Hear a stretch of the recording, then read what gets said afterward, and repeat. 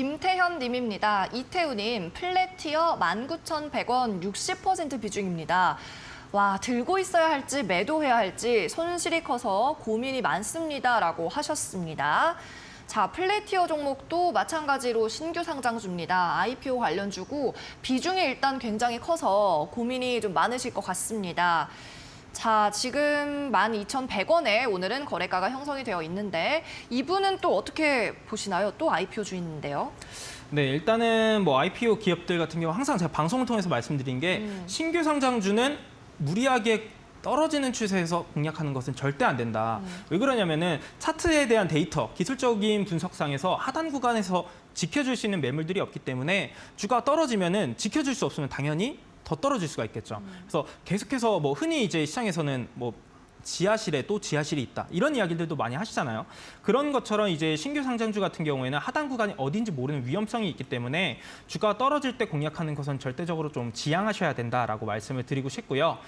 대신에 지금은 일단 공략은 하셨기 때문에 이 기업에 대한 앞으로 가치를 좀 고려해 보면서 홀딩해야 될지 아니면은 매도해야 될지의 의견을 좀 제시를 해드려 보자면은 일단 기본적으로 플래티어 같은 경우에는 디지털 플랫폼 사업을 영위하는 기업으로 많이 알려져 있습니다.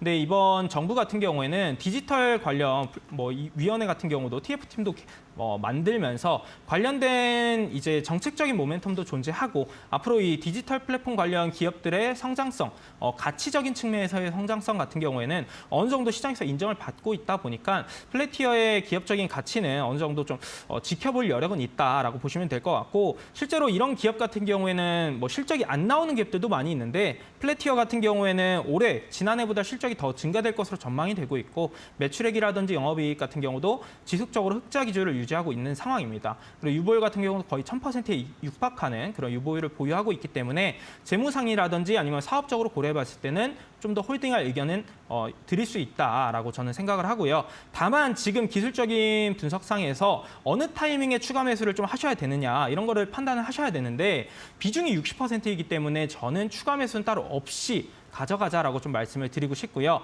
차트상의 흐름을 보시게 되면은 최근에 1,400원 구간을 최저점 구간으로 좀 만들어 놓은 다음에 소폭 반등을 보여주고는 있지만 아직까지는 의미 있는 거래량이 동반이 되면서 이 해당 구간을 확실하게 하방 경직을 보여주고 있지는 않습니다.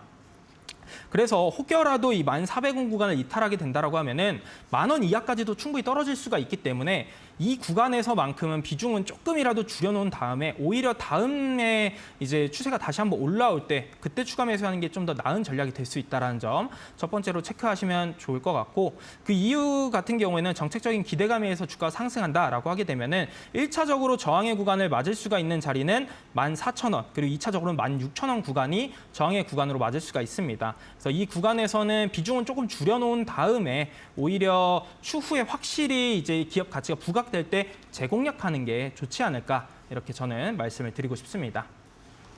네, 플래티어 종목이었고요. 1,400원 이탈 여부를 확인하시고 손절가로 잡으시고요. 또 위로는 14,000원, 16,000원을 제시해 주셨습니다.